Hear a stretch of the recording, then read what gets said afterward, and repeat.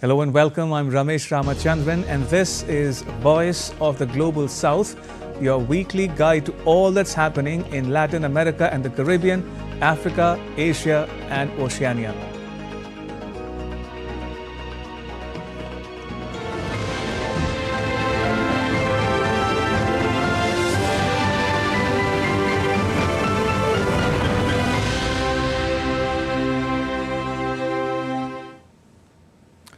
On the show this week,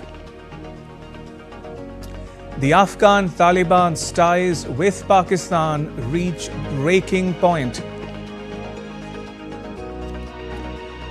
Trump takes aim at Panama Canal with an eye on China. In a first, Ukraine captures a North Korean soldier from Russia's Kursk region. In Uganda, a mysterious disease making women dance baffles doctors. And the hit K-drama series Squid Game is back for season 2. All that and much more coming up on Voice of the Global South. Our top story this week: Pakistani airstrikes kill 46 in Afghanistan on 24th December. Now, Pakistan claims it targeted a hideout of its homegrown terrorist group, the Taliban and Pakistan, to avenge the killings of 16 Pakistani soldiers by the TTP a few days before. But the Afghan Taliban says dozens of civilians, including women and children, are among the dead, a claim corroborated by the United Nations Assistance Mission in Afghanistan. Take a look at these visuals. Women and children are also among the many injured in the Pakistani airstrikes. Kabul lodges a formal protest with Islamabad over violation of its sovereignty. The Afghan Foreign Ministry calls it an aggression, while the country's Defense Ministry warns it will not let this cowardly act go unanswered. And true to form, the Afghan Taliban retaliates on 28th December by targeting several Pakistani soldiers. A report says 19 Pakistani soldiers may have perished in these strikes. So, why are the relations between the Afghan Taliban and Pakistan at breaking point? Let's rewind a bit to understand what is happening and why. In September 2021, the then ISI chief Faiz Hamid makes a triumphant visit to Kabul after the Taliban seizes Afghanistan. Hamid is seen sipping tea in the foyer of a five-star hotel. He interacts briefly with a Western journalist. People in the Taliban? No, I'm not clear. He may be able to arrange. What do you hope will come out of this, what do you hope is going to happen now in Afghanistan? What is your best I have hope? just landed and... we are working for peace and stability in Afghanistan. Don't worry. Everything will be okay. Cut to February 2023. Everything is not okay as Hamid's successor Nadeem Anjum returns to Kabul, this time with Defense Minister Khwaja Asif in tow. The mood is far from celebratory because the Taliban is no longer doing Pakistan's bidding. And that's something the generals in Rawalpindi simply cannot digest. What hurts them is that the TTP, which fought alongside the Afghan Taliban against the US-backed NATO forces, is now turning on Pakistan. The TTP wants to overthrow the government in Pakistan and introduce Islamic law or Sharia there. What hurts the generals even more is that the Afghan Taliban is not persuading the TTP to stop its attacks inside Pakistan. Pakistan complains that despite repeated requests to take action against the TTP, the Afghan Taliban's response has been lukewarm. Adding insult to Pakistan's injury, the Afghan Taliban is warming up to its arch rival, India. In November 2024, an Indian diplomat called on Taliban Defense Minister Mullah Muhammad Yaqub in Kabul. Yaqub is the son of Taliban founder and the late Supreme Leader Mullah Omar. On the other hand, the Afghan Taliban resents Pakistan expelling 500,000 undocumented Afghan migrants. The Afghan Taliban is also miffed with Pakistan for not recognizing its government in Kabul, unlike 2001, when Pakistan was one of only 3 countries to recognize it. The Afghan Taliban has since been distancing itself from the mentor Pakistan in order to show its independence to foreign donors. That's not all. The two neighbors have another long-standing dispute.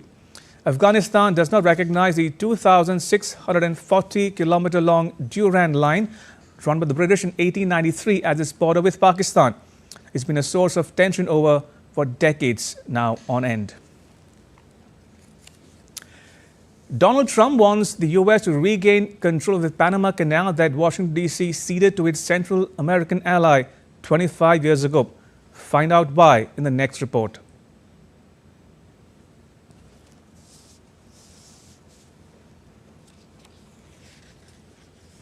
After threatening China, Canada and Mexico with tariffs, Donald Trump wants the US to take back control of the Panama Canal.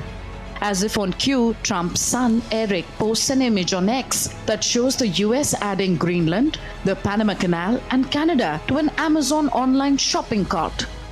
Because we're being ripped off at the Panama Canal like we're being ripped off everywhere else. A secure, he just said take it back. That's a good idea. Trump is known to make off-the-cuff remarks, but this was a well-calculated attempt to test the waters with Panama and at the same time put China on notice. The Panama Canal is an 82-kilometer-long waterway in the Central American country of Panama, linking the Pacific and Atlantic Oceans. The US built the canal in 1914 and administered the territory surrounding the waterway for decades. In 1977, the US agreed to return the canal to Panama, but it handed over full control of the canal only on December 31, 1999. The canal has since been administered by the Panamanian government's Panama Canal Authority. The fee it charges from ships and shipping companies is a key source of income for the country. It earned record revenues of nearly $5 billion in 2023.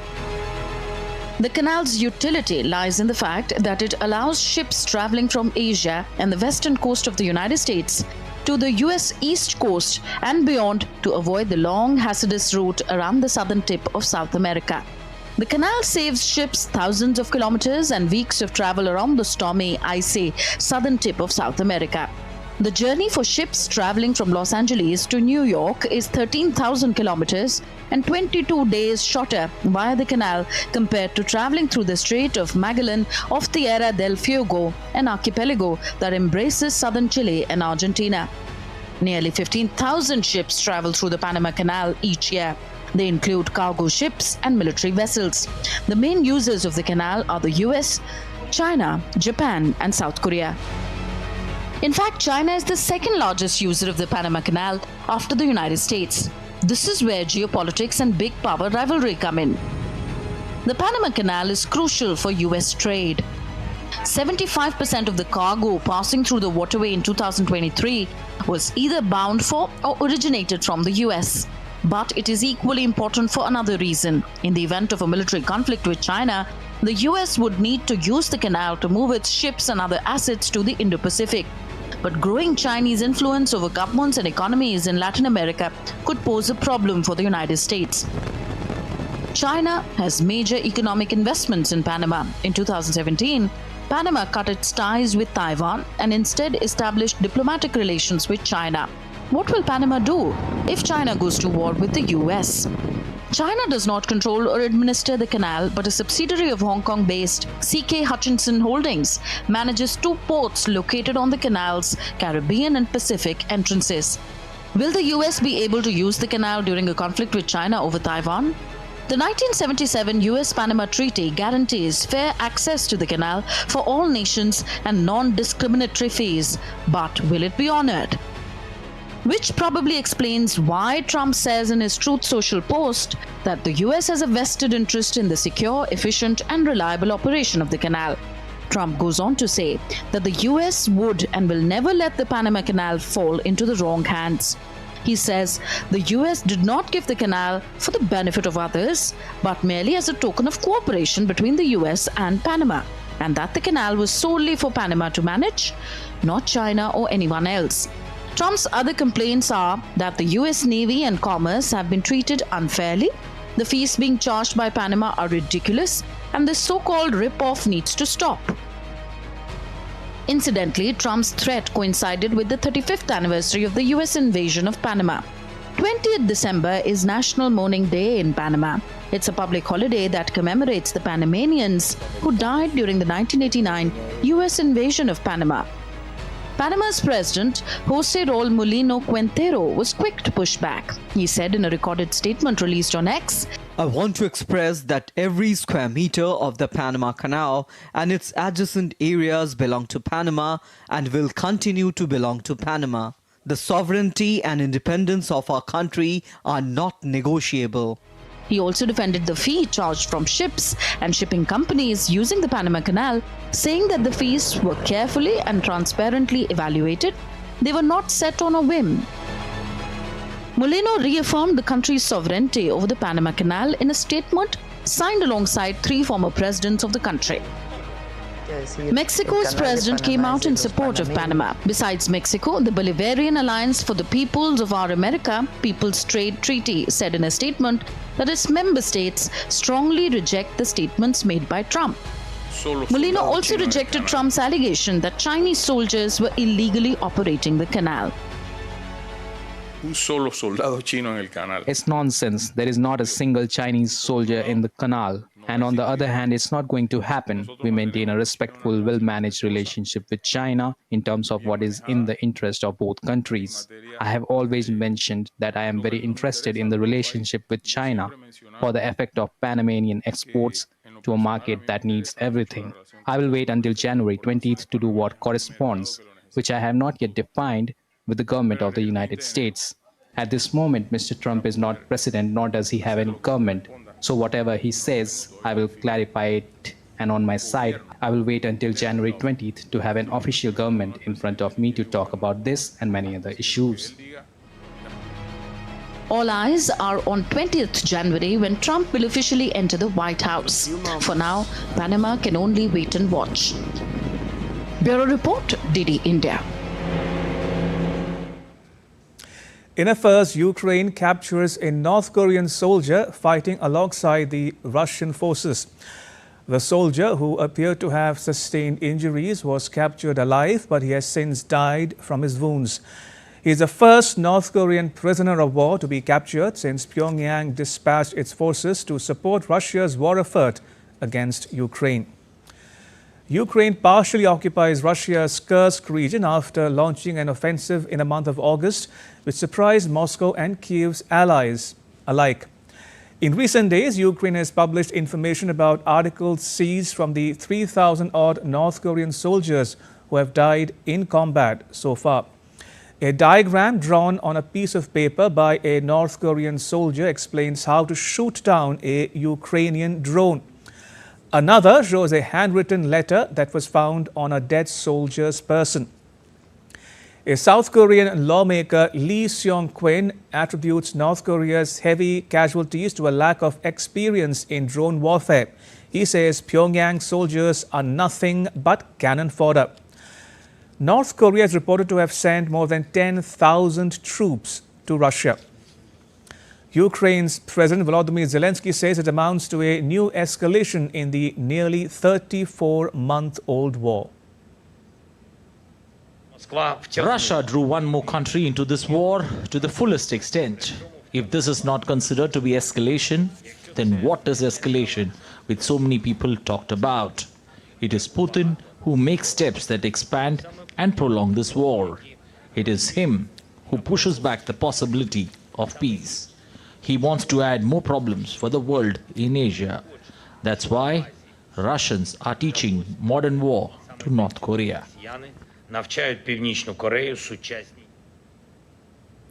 North Korea and Russia signed a mutual defense treaty in June. It followed Kim Jong-un's visit to Russia in September of 2023. In November 2024, Russia's Defense Minister Andrei Belousov met Kim. in Pyongyang. The result of the historic meeting between President of the Russian Federation Vladimir Putin and Chairman of State Affairs of the DPRK Kim Jong-un in Pyongyang in June this year demonstrated the highest level of mutual trust, as well as the mutual desire of our countries to further expand mutually beneficial cooperation in a difficult international situation. A South Korean official says North Korea could dispatch reinforcements to Russia, including rocket launchers and self-propelled artillery. In a tit-for-tat, South Korea is mulling sending arms to Ukraine. Since the Korean War ended in 1953 with an armistice, the two Koreas have technically remained at war. It seems there is no end to tensions on the Korean peninsula, just as there is no resolution in sight yet for the Ukraine-Russia conflict. A mysterious disease is making women shake or dance uncontrollably in Uganda. The illness has afflicted 300 women and girls. Ragini Sudhir Chore reports on the medical mystery that's baffling doctors.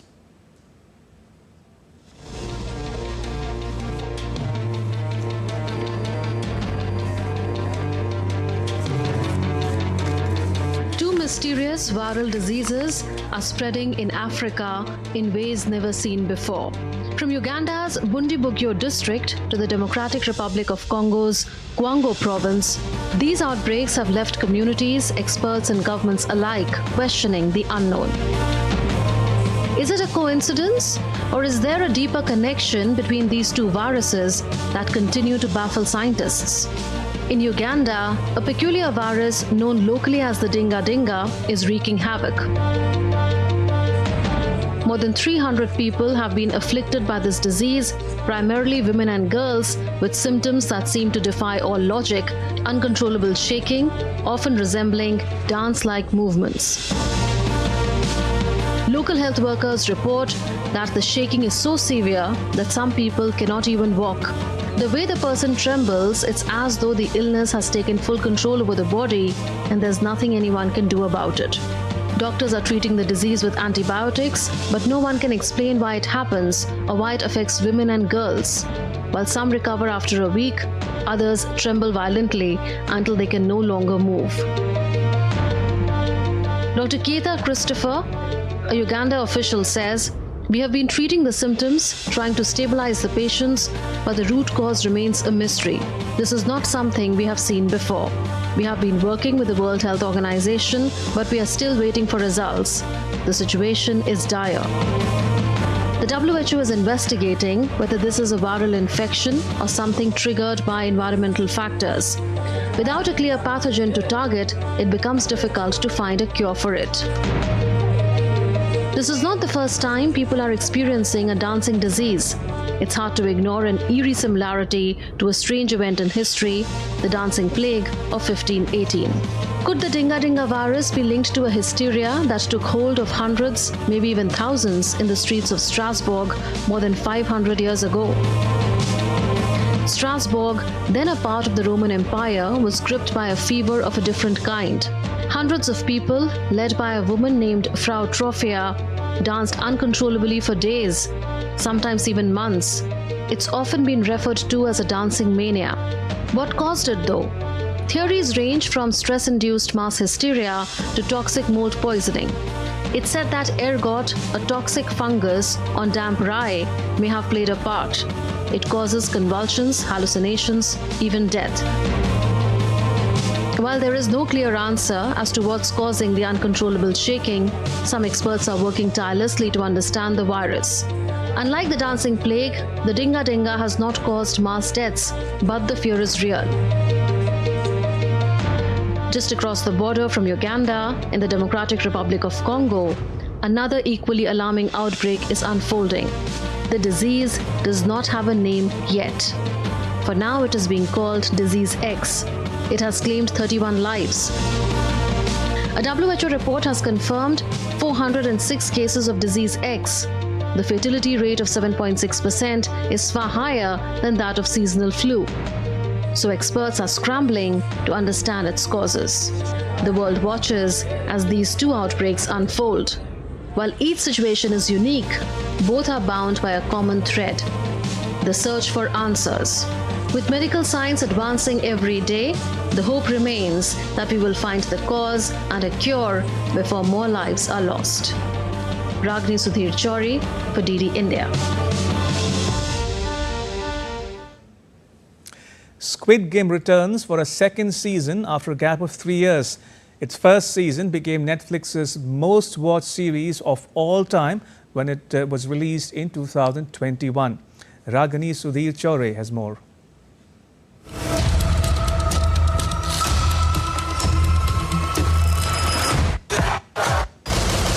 A phenomenon that redefined entertainment, a game that wooed audiences worldwide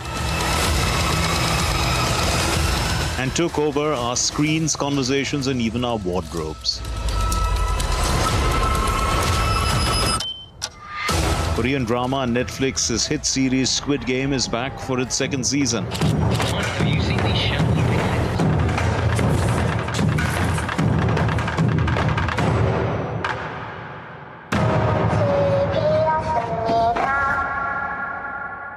It premiered on 26th December. When Squid Game aired first on Netflix in 2021, it became an instant global sensation.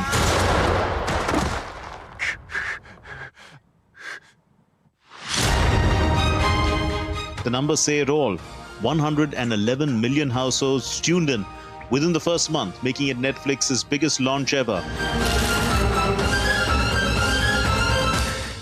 But its impact wasn't limited to the West. It resonated in India too. And why wouldn't it?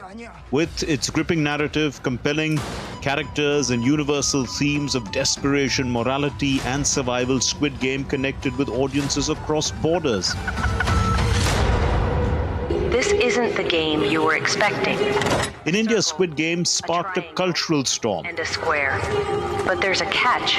It could also be in any shop in India. From memes to DIY challenges, fans couldn't get enough of it. Million won. It struck a chord with Indian audiences for another reason. Anupam Tripathi, the Indian actor who played Ali Abdul, a Pakistani migrant worker, brought a sense of warmth and relatability to the story. His portrayal of Ali, one of the kindest and most empathetic characters, stood out in a show where betrayal lurked around every corner. Tripathi's journey from supporting roles to global fame is nothing short of inspiring. Fun fact, his Instagram followers skyrocketed from 10,000 to 3 million within weeks of the show's release.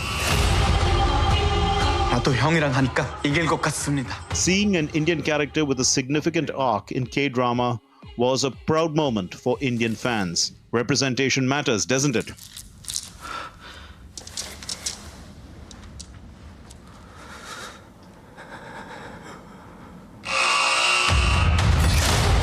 Squid Game has been nominated for Best Drama Series at the upcoming Golden Globes. But it's not just about numbers or awards. This show is part of a much larger movement known as Hallya, or Korean Wave, that's been sweeping across the globe, including India. The Korean Wave is no longer a ripple, it's a tsunami. Over the past decade, Korean culture has become a global phenomenon, with K-pop, K-dramas, beauty, and cuisine capturing the imagination of millions. But why has this wave hit India and the rest of the world with such force? Well, the reasons are many. The emotional depth and relatability of K-dramas such as Squid Game resonate with their sensibilities. Then there is similarity in cultures and the values of family, resilience, and moral dilemmas. And let's not forget the music. BTS, Blackpink, and other K-pop icons have become household names in India.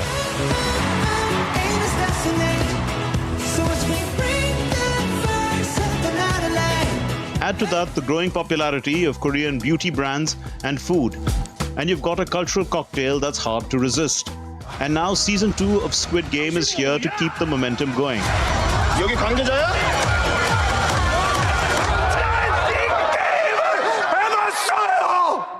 Ki Han, a favorite underdog turned unlikely hero, returns to the deadly arena with a mission: to bring the entire system crashing down.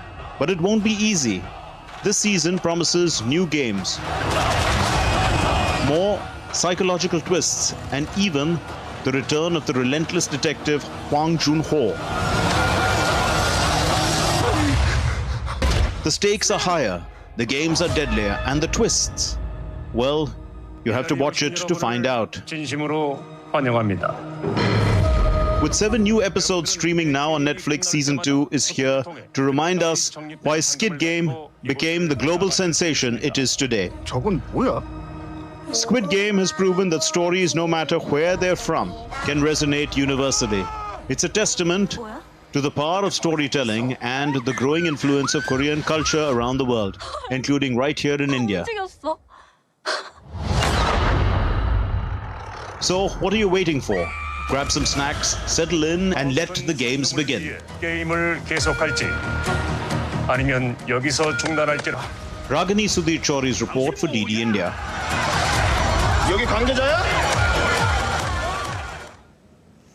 And with that, it's a wrap on this week's edition. From the entire team of Voice of the Global South, wish you all a very happy New Year. We'll see you in 2025. Thanks for watching. Bye-bye.